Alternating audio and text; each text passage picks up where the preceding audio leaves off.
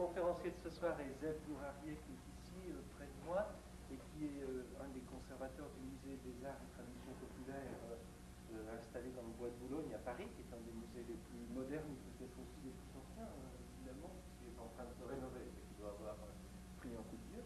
Et Zeev Gourarié s'occupe particulièrement du spectacle vivant, populaire. Il a pour moi la vertu inouïe de s'intéresser aux marionnettes, ce qui est tout de même pas la moindre des choses. Mais il ne s'intéresse pas qu'aux marionnettes, puisqu'il s'intéresse aux habitudes et aux manières de table dont il va vous parler. Et parce qu'il est également le porteur d'un projet gigantesque pour l'an 2000, dont lui seul a le secret, tant ce projet est immense et gigantesque. Ce sont tous les projets autour des visions de l'avenir, et Dieu sait qu'il y en a une nombreuse. Voilà.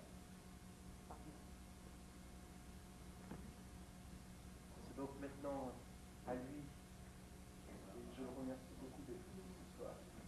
Merci. À tout à l'heure. Moi, j'ai pas de voix. Non, on va essayer de... Est-ce que là, on m'entend? Oui. Bon, alors, on va essayer de... Donc, l'exposé que, finalement, on peut répondre à des questions très simples. Moi, je dis souvent à mes étudiants, posez-moi des questions idiotes, ce sont les meilleures. Et la question que je me suis posée comme anthropologue, c'est que je vais vous montrer donc, des tableaux de grand art, mais avec une question de spécialiste de la société qui est pourquoi les Européens mangent différemment des autres. Parce que, par exemple, nous mangeons assis, alors que dans le monde entier, jusqu'au XIXe siècle, on mange accroupi, couché, sur des banquettes, etc. Mais assis à une table haute qui nous paraît si naturelle, il n'y a que les Européens qui le font depuis le Moyen-Âge. So, the question is, why Europeans eat with different manners from other countries? One question, by example, is why people sit down at the high table for eating and not Chinese, not American, pre-Columbian and all that. So, I will not answer to this question. Je ne vais pas répondre donc à cette question sur la position assise, mais avec le tableau des noces de Cana, je vais vous parler du couvert individuel et de la façon dont on a commencé à manger effectivement avec une assiette, un couteau et une fourchette, qui est une période moins ancienne. On a commencé à manger assis à une table haute au 6e siècle, 5e, 6e siècle frère. We began to eat at a high table at the 5th century of our period. And we begin to eat with forks and spoon and plate, chacun son assiette et sa fourchette, at the period of the Renaissance, at the 15th, 16th century, as we talk now. Bon, alors d'abord, les noces de Cana. C'est le plus grand tableau du Louvre. Alors là, je ne sais pas traduire en pouces et en... Mais c'est un tableau qui fait 70 mètres carrés, 7 mètres de haut, il faut imaginer, 7 mètres de long et 5 mètres de haut.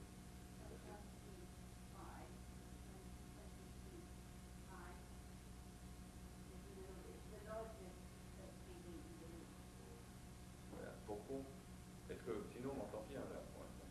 Pour comprendre ce tableau, il faut d'abord savoir un petit peu l'histoire des noces de Cana et leur importance. Les noces de Cana, donc c'est un tableau qui a été utilisé, le tableau qui a été souvent repris, d'abord parce qu'elle annonce le dernier repas du Christ de la Sainte Seine, et aussi parce que c'est l'occasion de représenter un repas fastueux. Qu'est-ce qui se passe dans les noces de Cana? On est le Christ, la Vierge et ses premiers disciples sont invités à une noce. On a bien mangé pendant un moment. On arrive à la fin du repas, ce qui est très important dans ce que je vais vous expliquer. The wedding of Cana, the scene takes place at the end of the dinner. Et on arrive donc à la fin du repas, et le vin vient à manquer dans les 7 ou 6 cruches, dans les 6 vases qui sont là.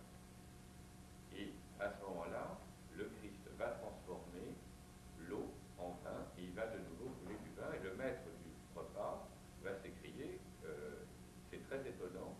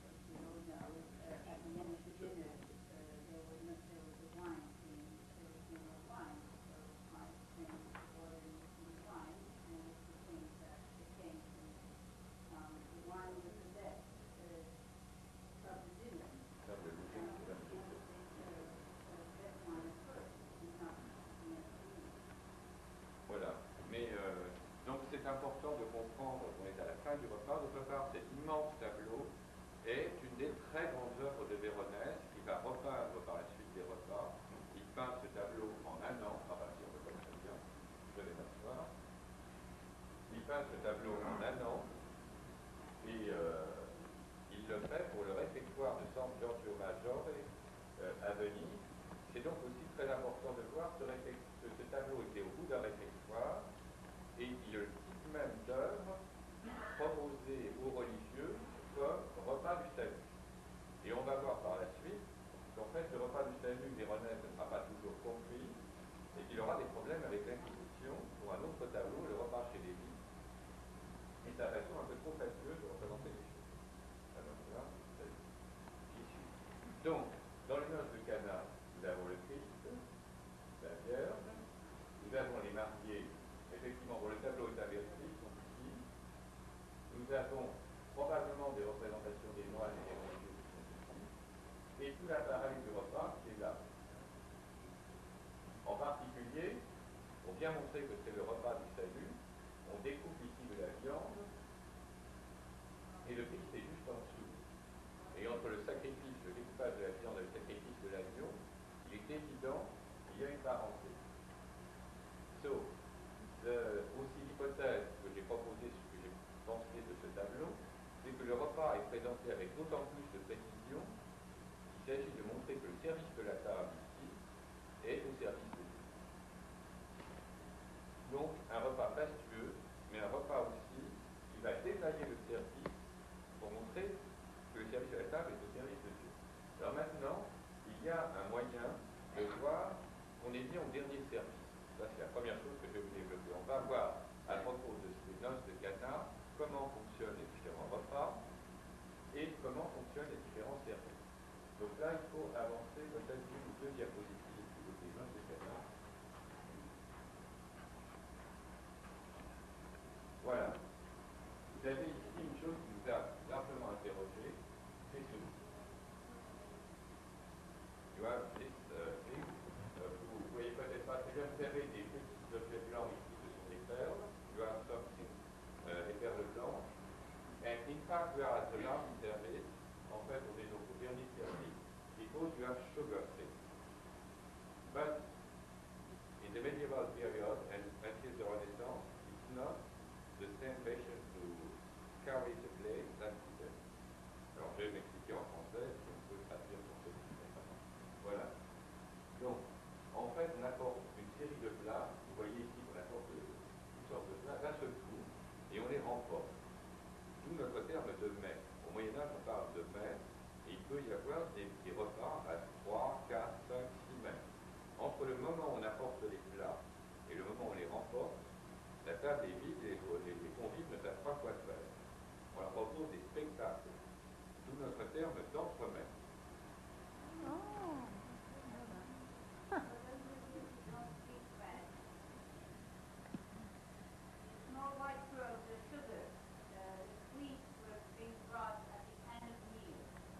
Mais nous ne savions pas que c'était quelque chose comme ça.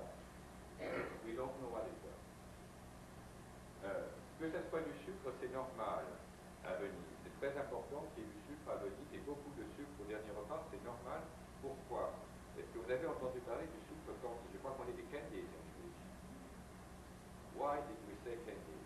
Because Venice have an island, la Crète en français, which called candies at this period. Et c'est là qu'on a construit.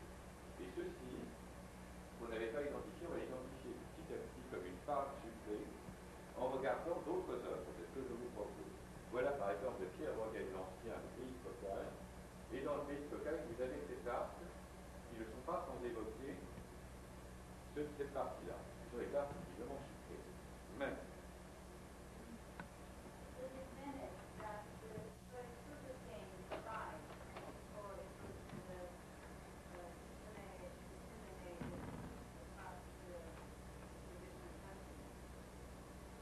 Voilà.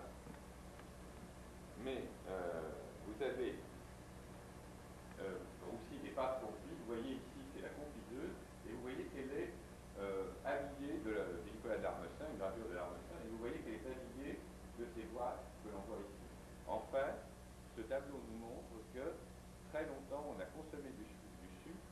fin de repas sous la forme de ces toiles en bois, où était la voici, où était de la pâte confite.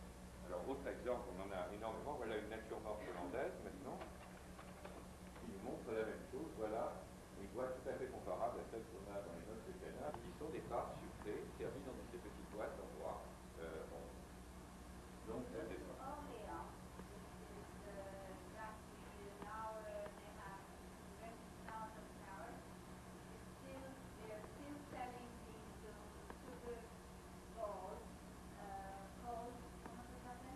Cotignac.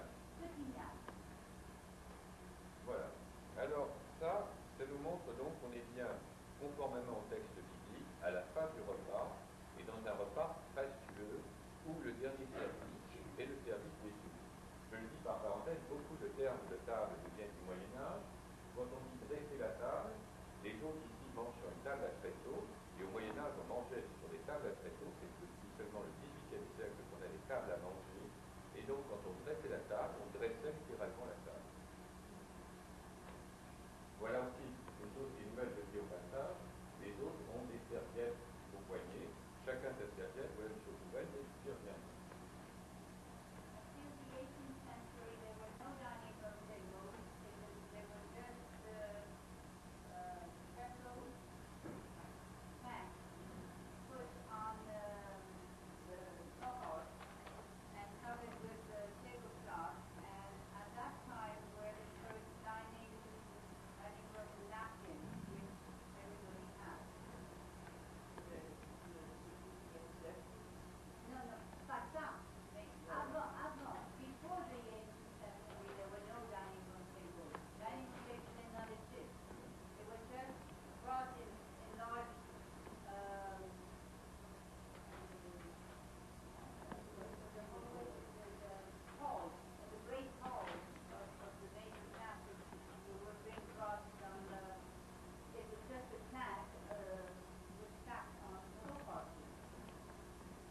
Là, il va falloir me croire. Maintenant, autre signe qu'on est dans un repas fastueux, vous avez des personnages qui ont des bâtons.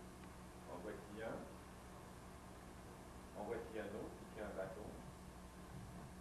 En voici un troisième qui tient un bâton. Vous avez 4 ou 5 personnages qui ont des bâtons.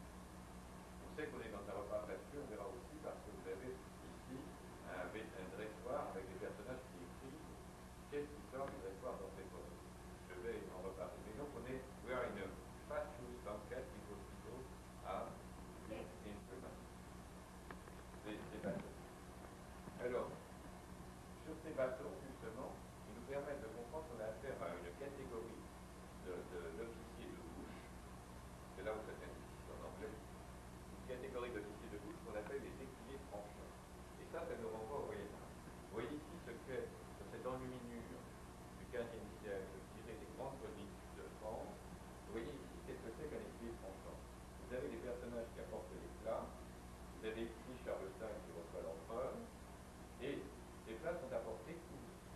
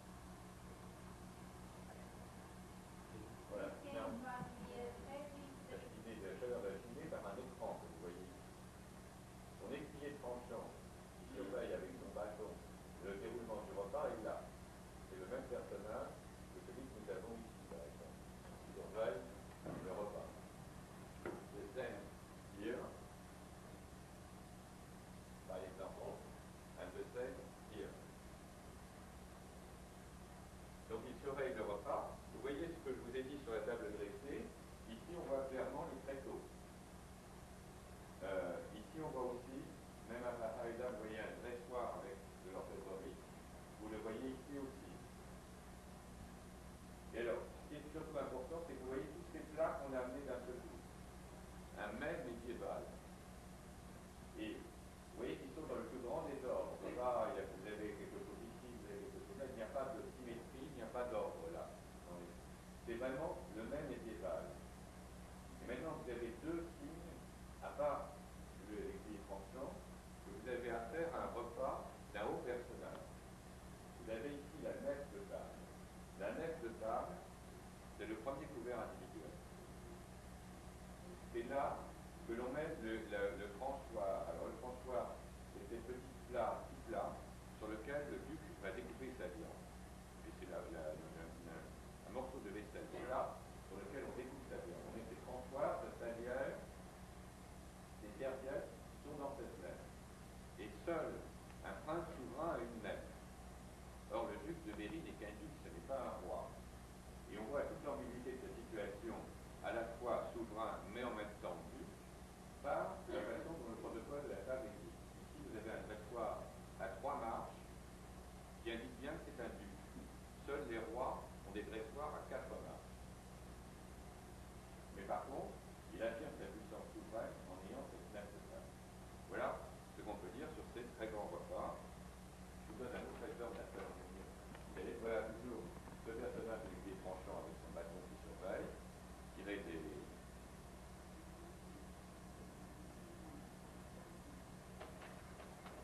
Et voilà un autre personnage qui a aussi sa nef de table, et d'après une enluminure italienne, vous voyez, oui, tout à fait comparable, la nave, etc. Et cet ancêtre du couvert individuel, qui est la nef dans laquelle tout est enfermé, qui appartient au prince souverain. Louis XIV, encore, et jusqu'à Napoléon Ier, vont conserver comme signe sur la table de leur rang une nef. Autre exemple aussi, qu'on a peur du poison et qu'on surveille, la coupe ici est fermée par un couvert. Si vous visitez des musées comme celui de la Renaissance, tout ce qui appartient au souverain, au prince, est couvert par un couvert.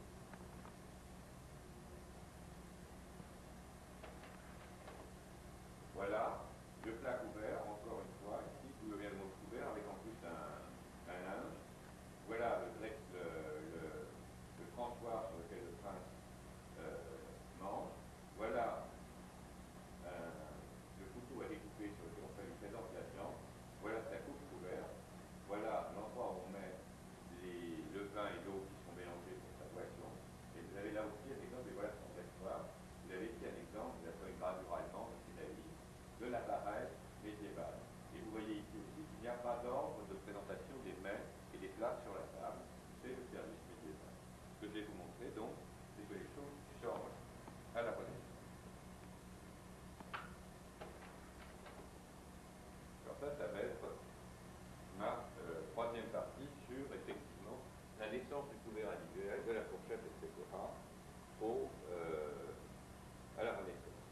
Alors, il y a des exemples de fourchettes, comme on peut le voir sur ce tableau.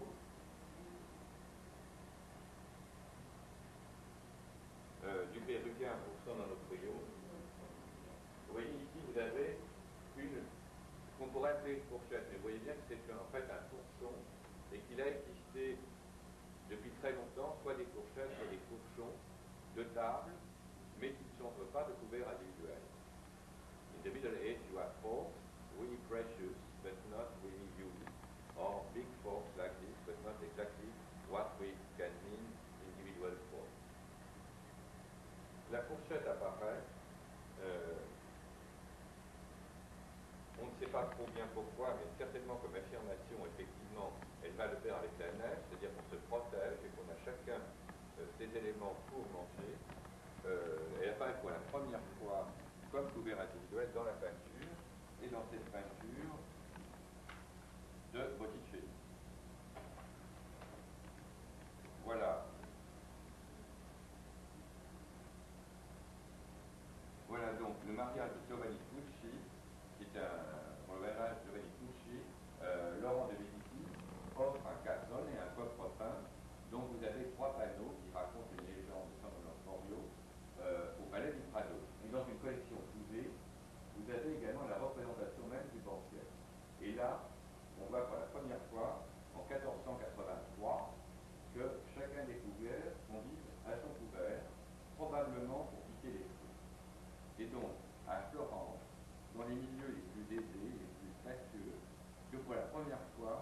commence à se servir d'une fourchette, chacun ayant la sienne.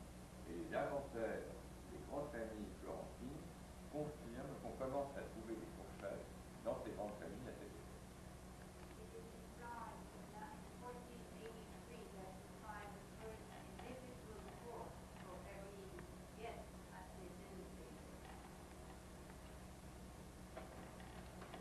Alors, la preuve que la fourchette a vraiment commencé à être utilisée, c'est que les moralistes condamnent son emploi.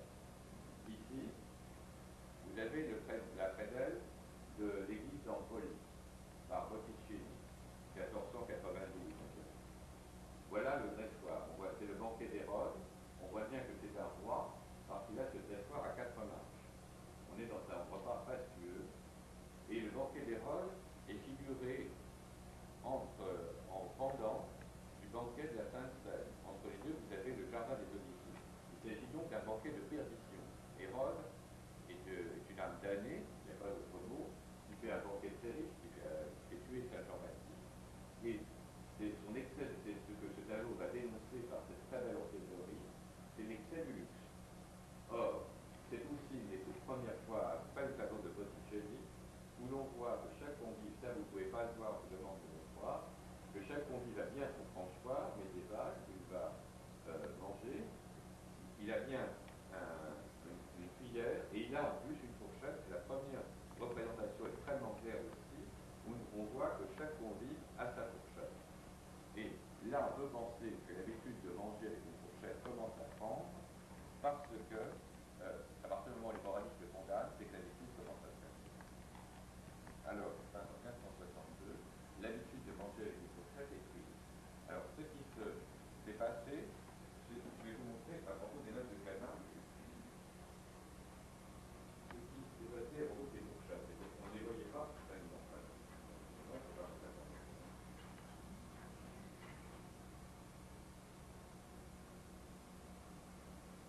Alors là aussi, si vous pouviez vous approcher, vous verriez qu'ici, par exemple, c'est une fourchette à 2 dents, comme celle qui est représentée là. Ici, il s'agit d'un livre sur la cuisine de Bartolomeo Scarpi, qui pour la première fois montre cuillère, fourchette et couteau comme éléments de couvert individuel qu'on va retrouver ici dans les notes de Canin, avec par exemple cette fourchette. Mais quand j'ai expliqué qu'à mon avis, il y avait des notions à mon avis, et que je voyais de mes yeux des fourchettes dans les notes de Canin, les spécialistes m'ont dit ce n'est pas des fourchettes, c'est des cure-dents. Et pourquoi cela? C'est que Véronèse a eu des difficultés avec l'Inquisition. Il présente, après, vous savez qu'il y a eu le Concile de France, et que l'Église est allée vers plus de rigueur après le Concile de France. Or, Véronèse présente des banquets fastueux avec de très belles dames, avec des singes, des bouffons, etc. Et ce n'est plus dans l'esprit du cœur. Non, c'est pas ça que je veux dire.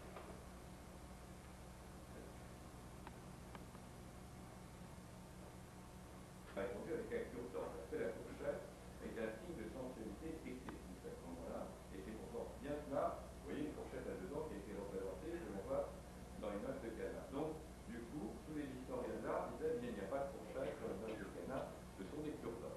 Les cure-dents à 2 dents, moi je suis pas tellement d'accord, et c'est pour ça que j'apporte ici ce petit livre de cuisine de Botticini, qui montre aussi clairement qu'à cette époque-là, on a commencé à manger avec une fourchette à 2 dents. Alors la fourchette.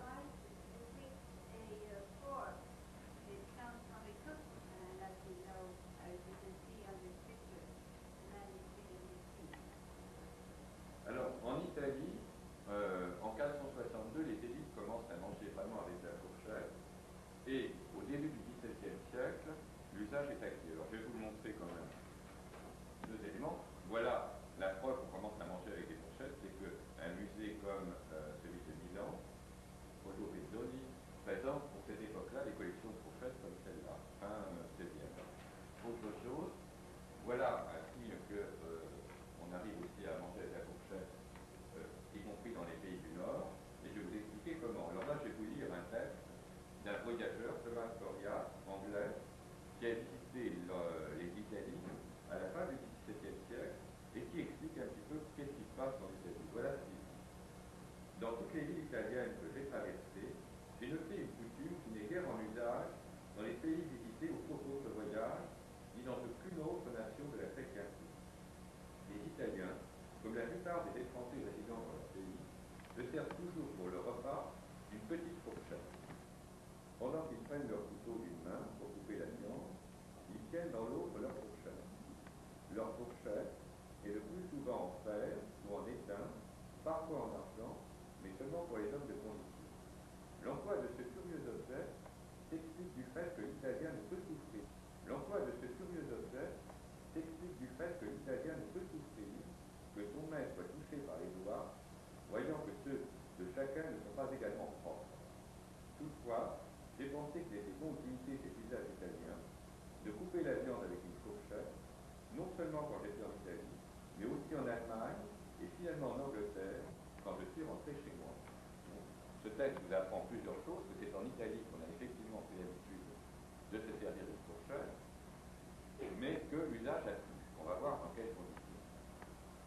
Mais ce qui est important aussi, c'est qu'on explique pourquoi la fourchette a commencé à exister. C'est que les gens ne supportent plus de toucher des aliments auxquels d'autres ont touché avec leurs doigts. Or, ceci est à relier avec une chose qui est bien connue des historiens de l'art. Chacun sait que l'individu s'affirme à la Renaissance, que c'est le moment où commence la peinture de portrait, que c'est également le moment où les gens commencent à avoir des noms de famille. Eh bien, ce petit travail sur la fourchette, un instrument anodin, montre aussi que par rapport à la commensalité médiévale où chacun puise avec ses mains dans tous les plats, l'individu veut aussi exister par rapport au groupe, se protège de la saleté, voire du poison que son voisin aurait pu mettre, et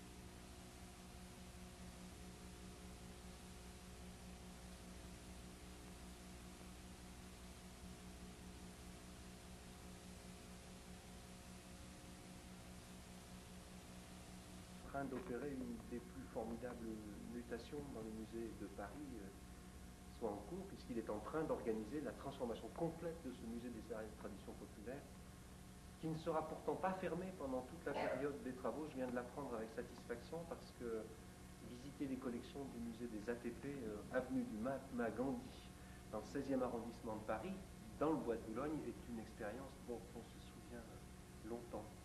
J'ai beaucoup travaillé dans ce musée jadis, sur les marionnettes d'âge de paix et de sérénité au-dessus des arbres du bois de Boulogne, et je vous assure que ça vaut vraiment la peine. Et bien alors, vraiment merci, et puis Astérix. Merci.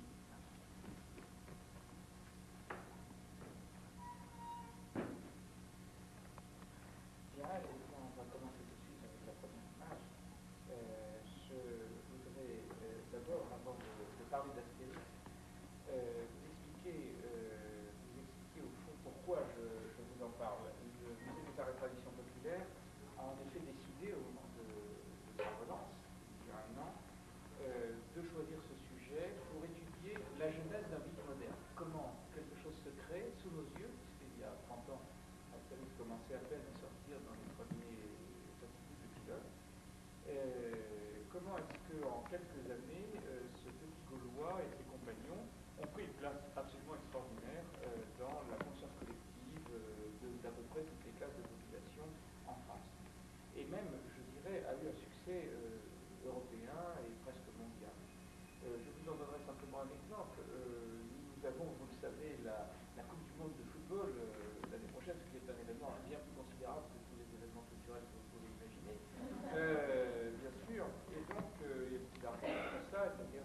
Et on a fait un référendum populaire pour savoir quel nom donner à la petite mascotte, vous savez, qui accompagne maintenant cette tradition, tous les grands événements sportifs comme les Jeux Olympiques, etc. Eh bien, je vous le donne en mille, le nom qui a été dégagé à une très large majorité, c'était Footix. Je ne dis pas que c'est très joli, mais en tout cas c'est comme ça. Et le symbole, alors que tous les noms gaulois finalement se terminent par Paris, le symbole de la je sais pas quoi, galitude, et le symbole finalement de la France. Alors, je vais essayer de vous montrer un petit peu comment tout ça a été fait, et d'abord, bien sûr, rappeler en 2 mots ce qu'est la civilisation celtique, parce qu'on ne peut comprendre ce mythe que si on se réfère à ses origines elles-mêmes. D'abord, donc, simplement cette affiche pour vous montrer, puisque on a eu la gentillesse de parler du musée des arts et traditions populaires, qui est effectivement un musée que j'aime beaucoup et qui est extraordinaire. Eh bien, le voilà dans une vision insolite, puisque Uderzo l'a dessiné à l'arrière-plan d'un dolmen qui forme l'affiche de notre exposition. L'exposition elle-même donc a été bâtie en quelques mois, c'est une exposition qui a été faite très vite dans un style très amusant, très adapté aux enfants, et nous vaut un public tout à fait extraordinaire auquel le musée n'était plus habitué depuis longtemps et a servi un petit peu à raviver la fréquentation. Mais je ne vous en parlerai pas plus et je vous invite à venir soit la voir, si vous avez l'occasion d'aller à Paris le 6 juin, soit la voir à Montréal, puisqu'elle va venir à partir du 15 juin au musée des Beaux-Arts de Montréal. Mais cette exposition nous a permis, au fond, de nous intéresser à ce phénomène et à l'étudier tout à fait. La civilisation celtique, qu'est-ce que c'est? D'abord, c'est une civilisation d'ampleur européenne. C'est un grand mouvement de civilisation. Je dis bien civilisation parce que ce ne sont pas simplement des envahisseurs, des gens qui se déplacent en prenant le pouvoir ici ou là, comme le feront à d'autres moments des États. Il s'agit simplement d'une civilisation qui est portée par une langue celtique, qui va donner d'ailleurs des racines aux langues de l'Europe, et d'autre part qui est porteur d'une civilisation au sens large du terme, c'est-à-dire des grands mythes auxquels on se rattache, une religion qui est d'ailleurs très proche finalement des religions classiques du bassin méditerranéen, de la religion romaine, etc. Elle a un panthéon qui ressemble tout à fait, il suffit de traduire les noms des dieux d'une langue à l'autre et on retrouve à peu près les mêmes attributs, et d'autre part c'est une organisation sociale qui est un peu équivalente. Alors, cette civilisation, vous la voyez ici sur cette carte, elle va couvrir l'ensemble de l'Europe continentale, elle s'arrête aux Pyrénées, elle va en revanche toucher la Grande-Bretagne, les îles britanniques, et vous voyez qu'elle concerne la plus grande partie de l'Europe, puisqu'elle va depuis le monde slave jusqu'à la Gaule incluse. Cette civilisation est fondée d'abord sur essentiellement des productions on la reconnaît nous à des productions de petits objets. C'est pas comme pour Rome ou pour la Grèce ou bien encore pour d'autres régions du bassin méditerranéen, des civilisations porteuses de très grands monuments. Au contraire, il s'agit d'une civilisation du bois, une civilisation qui est très habile de ses mains, mais qui travaille surtout dans le petit objet, la céramique, les métaux, les émailleurs par exemple gaulois étaient célèbres, les forgerons, etc. Voilà, les mots.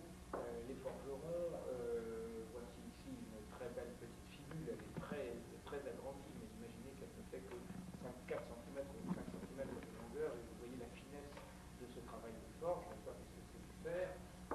Donc ce sont des gens qui sont très habiles, mais par ailleurs, ce sont également des producteurs qui s'insèrent très facilement dans le circuit économique, et qui notamment se sont très aisément adaptés aux conditions qui ont été créées par l'expansion romaine. Et on va les voir donc exporter des quantités de choses, et l'amphore par exemple qui arrive, qui est un emballage perdu, qui amène des produits qui en ramènent d'autres, l'amphore devient un des éléments classiques de cette civilisation alors qu'elle est à l'origine produite par Rome. Néanmoins, il existe quelques éléments un peu plus majestueux, un peu plus intéressants au point de vue culture, comme les ex-voto qui étaient déposés dans des sources qui avaient des capacités à guérir certaines maladies. Je pense notamment à Chamalières, aux sources de la Seine, etc. Vous savez que chaque grande source, chaque grand cours d'eau avait sa divinité, et donc pour remercier la divinité d'avoir guéri, ou bien pour la supplier au contraire, on déposait des ex-voto qui ont généralement la forme de personnages, ou bien la forme de la divinité, ou bien encore la forme d'un membre malade. Cette chose-là était souvent en bois. Ce panthéon, le panthéon s'accroissait de toute une série de divinités très complexes dont on ne connaît encore pas tout. C'est une civilisation sur laquelle on travaille beaucoup actuellement, et je vous montrerai que quelques éléments, bien sûr, il y en a beaucoup d'autres. Vous voyez ici une divinité avec des cornes de cerf, c'est un Cernunnos, qui est une divinité infernale, une divinité qui représente aussi la renaissance, la vie et la mort, puisque le cerf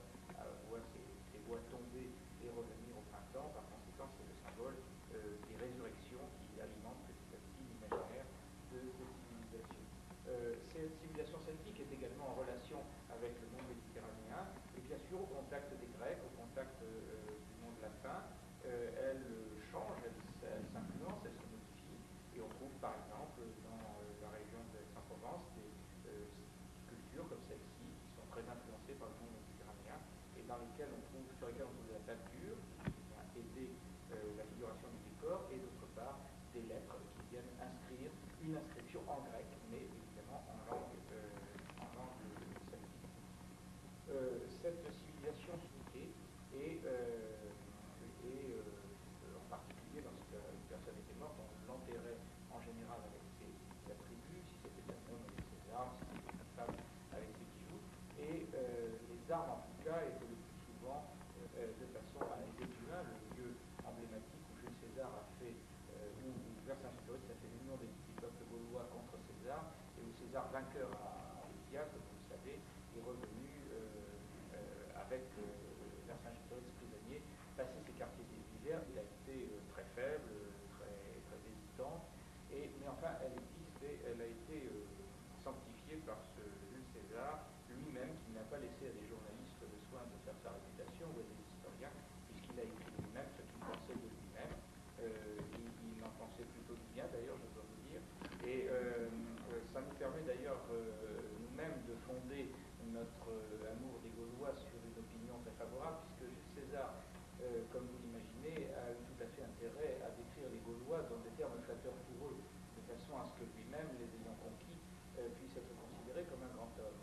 Ce qui explique donc que les Gaulois sont dépeints sous des traits qui nous sont sympathiques, et ça commence à expliquer un peu la naissance du mythe gaulois dont je vais parler maintenant.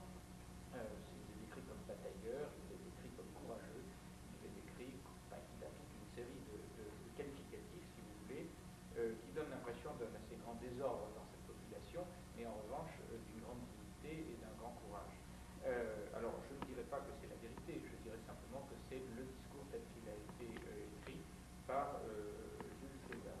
Alors, nous avons évidemment de cette guerre des Gaules une description complète, qui peut quelquefois s'appuyer sur des documents, soit sculptés, ce que vous venez de voir là, soit des documents archéologiques à proprement parler, comme par exemple l'étude qui est encore en cours aujourd'hui du siège d'Alésia, ce petit oppidum dans lequel Vercingétorix s'était laissé enfermer, croyant pouvoir fixer ainsi l'armée romaine et la faire prendre à revers par ses alliés qui allaient revenir derrière et envelopper les légions du César qui étaient jugées en nombre insuffisant. Évidemment, cet oppidum que vous voyez là, qui est toute la plaine des Laumes en Bourgogne, cet oppidum dans lequel on peut voir par des moyens comme la photographie en fausse couleur et bien d'autres de prospection, on peut voir les différents systèmes de défense et d'attaque, a été très rapidement entouré d'un fossé très profond. Vous le voyez ici en coupe stratigraphique, comme les archéologues le font, n'est-ce pas? On voit bien ce V très profond dans le sol, ça a été comblé ensuite bien sûr par la terre et par les cultures, et ces fossés, très puissamment armés de pièges, etc., bordés par des tours, par des palissades, par des fortins, a entouré la place forte, et ensuite Jules César a fait une contre-vallation, a fait une circonvallation plus exactement, c'est-à-dire une autre ligne de défense destinée à se défendre lui-même contre d'éventuelles attaques. L'efficacité de cette défense, le retard apporté aux troupes, le retard qui est intervenu dans l'arrivée des troupes alliées, entre guillemets, leur manque de détermination aussi, tout ceci a fait que Vercingétorix a été obligé de se rendre, et vous verrez tout à l'heure dans la dernière image de la projection que l'on a pu en tirer un parti humoristique tout à fait intéressant dans, bien sûr, Aphrodite.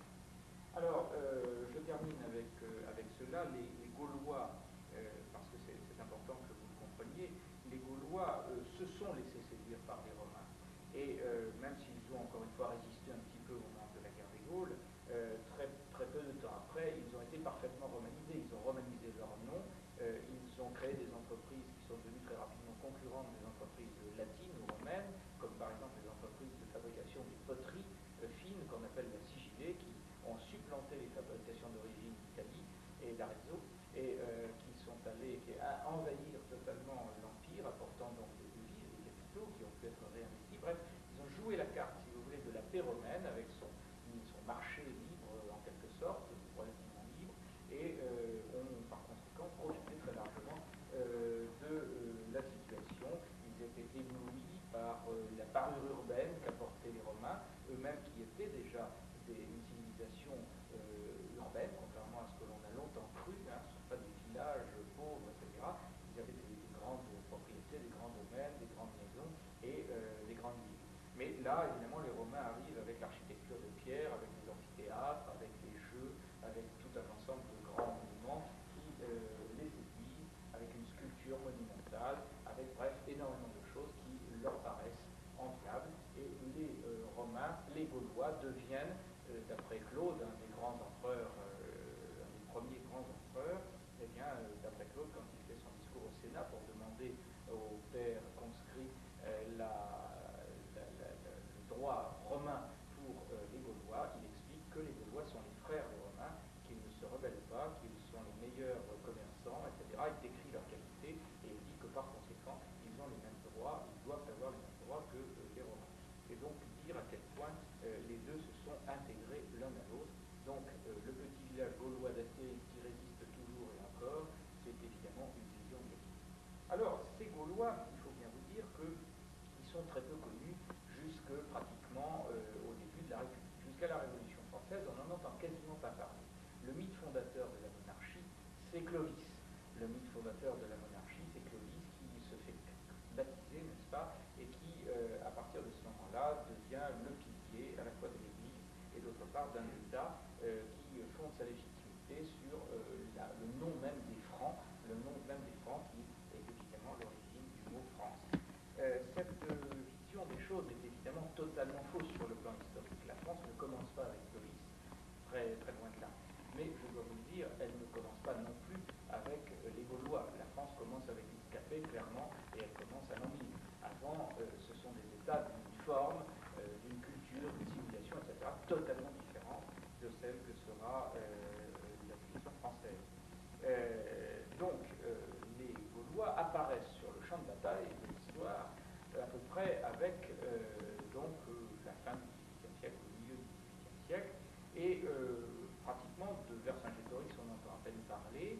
Les anciens, depuis la Renaissance, n'est-ce pas, on est fixé sur le modèle latin, sur le modèle méditerranéen, sur le modèle romain.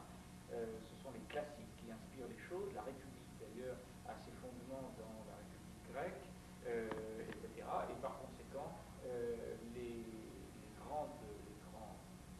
on se réclame d'une idéologie et d'une parenté intellectuelle avec la Méditerranée classique et pas du tout avec la Gaule. C'est en fait avec la République et plus précisément avec l'Empire, Napoléon Ier, puis Napoléon III surtout, qu'au moment de la montée des nationalités, de la nécessité de bâtir un discours nouveau qui remplace une légitimité par une autre, on va chercher les Gaulois. On va chercher les Gaulois, on fonde un peu après 1800 l'Académie celtique, on commence à s'intéresser à tout cela, on fait des fouilles, l'empereur Napoléon III prend lui-même sur sa cassette l'argent nécessaire pour l'entreprise des fouilles d'Alésia, pour les fouilles de Bibracte, pour bien d'autres encore, et c'est un mouvement d'ailleurs qui a son parallèle en Allemagne, et donc l'archéologie celtique naît peu à peu, et les premières évocations de Vercingétorix sont relativement tardives. Alors là, on voit se déployer tout d'un coup un ancêtre mythique qui va être le Gaulois qui on va retrouver, ce sont les martyrs de Chateaubriand, on va le trouver dans les grands manuels de Michel et bien sûr sous les émules de Manuel Colère. Et vous voyez ici, la France s'appela d'abord la Gaule, en ce temps-là elle était couverte et explorée, etc. Durant des centaines d'années, les Gaulois demeurèrent grossiers. Ils habitèrent longtemps des cabanes faites avec des branchages et rondes comme des meules de blé. Quand ils surchapisaient les étoffes, ils s'en offert de filles, etc. C'est très intéressant parce que ce texte montre l'ambiguïté de la chose. C'est-à-dire, on se réclame des Gaulois, c'est clair, on cherche là cet ancêtre, mais en même temps, on n'essaye pas de l'améliorer, de lui donner une... Alors que nous savons aujourd'hui que les Gaulois, on le voit par nos fouilles, avaient encore une fois un niveau de vie, comme on dirait aujourd'hui, un degré de civilisation qui est tout à fait honorable. Ce ne sont pas des sauvages, bien loin de là, ils n'habitaient pas des huttes en bois avec juste un trou pour laisser passer la fumée, comme nous le rappelle le chanteur Henri Nador. C'est une civilisation avec des choses monumentales, avec des aspects tout à fait intéressants, des mythes complexes, etc. Mais donc, on se réclame de cela. Pourquoi? Parce que cette force du Gaulois primitif, en quelque sorte, eh bien, c'est une force dont on se réclame, c'est une force venue des profondeurs, qui va être ensuite améliorée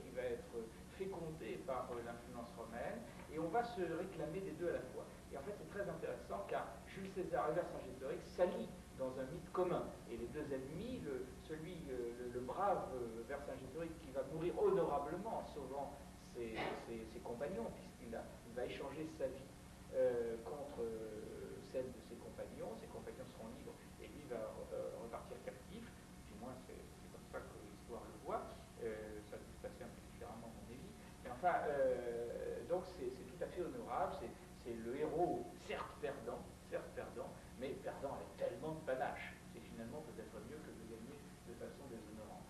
Alors voilà, donc tout ce mythe gaulois qui se développe à ce moment-là, et bien entendu, comme toujours, lorsqu'il y a mythe, l'État s'en empare pour en faire des portraits qui sont évidemment stéréotypés, comme l'a pu l'être le portrait de Jésus-Christ, le portrait dans un genre très différent de Lénine ou je ne sais quoi, n'est-ce pas? C'est-à-dire qu'il y a une iconographie qui se développe ici avec Millet, où on reconnaît les traits du Gaulois qui est toujours avec des moustaches, etc. Alors qu'on sait maintenant par l'archéologie qu'en général, il était totalement sans ornement pileux, avec un air sombre, etc. Donc, voilà, c'est notre ancêtre. Et voilà le guerrier gaulois, il est moustachu, il va sec. Et il faut penser qu'on est dans une période tout de même où, ponctuée de guerre, il faut penser à nos grandes défaites, à nos victoires aussi, et tout ceci alimente un mythe républicain et constructeur d'une identité nationale. Et puis, ma foi, vous en voyez les résultats, c'est-à-dire que même la Régie nationale des tabacs se dote du nom de Gaulois, de Gauloises, même si d'ailleurs personnellement j'aime beaucoup, Jacques Martin crée tout ce cycle des bandes dessinées d'Alix. Je ne sais pas si vous les connaissez. C'est d'une grande qualité documentaire, c'est-à-dire que l'artiste là cherche, sinon la vérité historique, du moins la vraisemblance, il va très loin dans sa recherche documentaire. C'est quelque chose qui est probablement très près de la réalité. Je pense que si on veut étudier le monde romain, le monde gaulois, à travers la bande dessinée, c'est à travers cela qu'on peut l'étudier le plus valablement. Et même si ce sont de très beaux dessins, des aventures assez complexes et bien bâties, qui ont un certain succès, puisqu'il y a eu moins une quinzaine de volumes, une vingtaine qui ont été publiés, eh bien, ça n'atteindra jamais la dimension du mythe qu'aura Astérix. C'est très intéressant parce que ça, c'est véridique. Ce que vous retrouvez autour d'Astérix, c'est évidemment une totale fiction, quelque chose de complètement imaginaire, qui naît simplement de la volonté de Pilote, du journal Pilote, qui est un journal un peu anticonformiste dans les années 60, de créer un anti-héros, quelque chose qui serait un peu différent des héros du temps, des héros de l'époque, dont on commence à se lasser un peu. Vous voyez le héros qui est beau, qui est fort, intelligent, il gagne toujours, etc., etc. Alors là, on commande il me l'a dit, j'en ai beaucoup discuté avec Uderzo, parce que vous savez que Dessny malheureusement est mort, et donc Uderzo m'a bien expliqué les conditions dans lesquelles les choses sont nées, et c'est vraiment une commande du journal Pilote, essayer de trouver quelque chose qui nous change un petit peu de ces héros à l'américaine, entre guillemets, qui sont omniprésents dans la bande dessinée de l'époque. Et donc il commence par chercher autour d'une idée évidemment européenne et franchouillarde plutôt, et au départ il cherche autour de Jeanne d'Arc et du Moyen-Âge, hein, c'est très intéressant, et puis il s'aperçoit après avoir beaucoup travaillé, plusieurs mois, que le sujet est déjà pris, que d'autres dessinateurs ont commencé ont pris l'avance sur eux, sur ce sujet, et donc il décide en quelques jours de changer de sujet, de prendre les Gaulois, et vraiment en quelques jours vraiment, ils mettent au point les petits personnages que vous connaissez et que je vais maintenant rapidement vous présenter. Donc c'est une genèse très rapide et c'est très intéressant parce que c'est un mouvement un peu spontané. Je tiens à dire que, à ce que je crois, à ce que j'ai compris, à ce que j'ai étudié, Astérix ne résulte pas d'une intention des auteurs de faire une œuvre impérissable et extraordinaire. C'est vraiment, ils se sont amusés, ils ont cherché quelque chose de drôle, ils n'ont pas véritablement fait une documentation au sens où on l'entend d'habitude, ils ont évidemment travaillé le plus sérieusement possible, comme tout dessinateur et tout scénariste de bande dessinée, mais je veux dire, ils n'avaient pas l'impression ils avaient fait déjà beaucoup de bandes dessinées qui avaient eu beaucoup de succès, ou de Papa et d'autres, et ils n'avaient pas l'impression là de faire l'œuvre de leur vie. Ils ont été en quelque sorte dépassés par leurs personnages, et Uderzo le dit toujours aujourd'hui, c'est une des motivations pression qui fait qu'il continue malgré l'absence de Goscinny qui, lui, pèse beaucoup et nous pèse beaucoup, car évidemment l'humour a changé, la qualité du scénario a changé avec la mort de Goscinny, continue donc à faire des volumes. Je suppose que les souhaits également de disposer de quelques utilités ne sont pas totalement étrangers à cette question. Voici Uderzo ici au travail, et voici les personnages. On commencerait par les hommes avec, alors on va pouvoir se servir de cet appareil, mais vous les connaissez tous, n'est-ce pas? Alors le premier d'abord c'est Astérix, ce petit personnage ici, assez souvent rigolard, quelquefois un peu coléreux, toujours malin, toujours faible, mais ayant à son côté une petite gourde de potion magique, on ne le trouve pas loin. Son compagnon Obélix ici, muni tardivement au troisième volume de son petit compagnon Idéfix, qui est son antithèse, qui est un double comique classique, n'est-ce pas? Alors ce personnage brutal, puissant, etc., incapable d'attendrissement, enfin bref, on le connaît, c'est Obélix. Ensuite, nous avons le chef, Abracoursix. Abracoursix est le type même de l'ancien combattant de Gergovie, n'est-ce pas, qu'on découvre d'ailleurs sur le tard, dans le bouclier de César, le bouclier de Arverne, pardon, le bouclier de Vercingétorix. Donc, Abracoursix est un personnage politique, classique, n'est-ce pas? Il commande, c'est-à-dire qu'il se met en colère. Il est essentiellement commandé par sa femme, devant laquelle il suit doux, bonne mine, et c'est pas en réalité lui le chef. Le chef, c'est le triumvirat qui est formé par le druide qui lui est sage, et d'autre part par les deux compagnons qui résolvent à peu près tous les problèmes des humains. Lui, Abracoursix, il symbolise le pouvoir, disons qu'il symbolise le pouvoir, et il permet aussi tout le ridicule qui s'y attache par un certain nombre de scènes cocasses à peu près permanentes. Alors ensuite, il y a un autre couple, il y a le barde qui s'appelle Assurance Tourix, qui est l'arme secrète du village, parce que quand il n'y a pas de potion magique, c'est parce qu'il chante que les Romains n'osent pas rentrer dans le camp, dans le village, parce que quand ils chantent, c'est tellement terrifiant que vraiment on ne peut pas résister. D'ailleurs, les Normands ont décidé d'attendre plusieurs siècles pour faire leur invasion à la suite d'un chant poussé par le barde. Donc le barde est une personnalité très importante. Ensuite, il y a ici le poissonnier, dont le nom échappe sur l'instant, mais ça va venir. Le poissonnier qui a du poisson, il est sur le bord de la mer, mais il fait venir son poisson de vitesse, bien entendu, de façon à avoir un poisson avec un label de qualité, et son poisson est le prétexte systématique aux bagarres qui fondent la convivialité du village. Les bagarres sont le lieu, si vous avez des enfants, vous savez qu'on mesure le degré de proximité d'enfants à leur capacité à s'entretuer, n'est-ce pas, dans des bagarres quotidiennes. Eh bien, c'est la même chose, et donc toute la convivialité du village se passe là, et c'est la seule type de bagarre dans laquelle la potion magique n'intervient pas, puisqu'on n'utilise pas la potion magique à l'intérieur du village contre un autre Gaulois, on ne l'utilise que contre l'adversaire. Enfin, il y a un personnage amusant ici qui est Ashcanonix, qui est un homme très très âgé, très faible dans la généralité des cas, sauf dans deux conditions.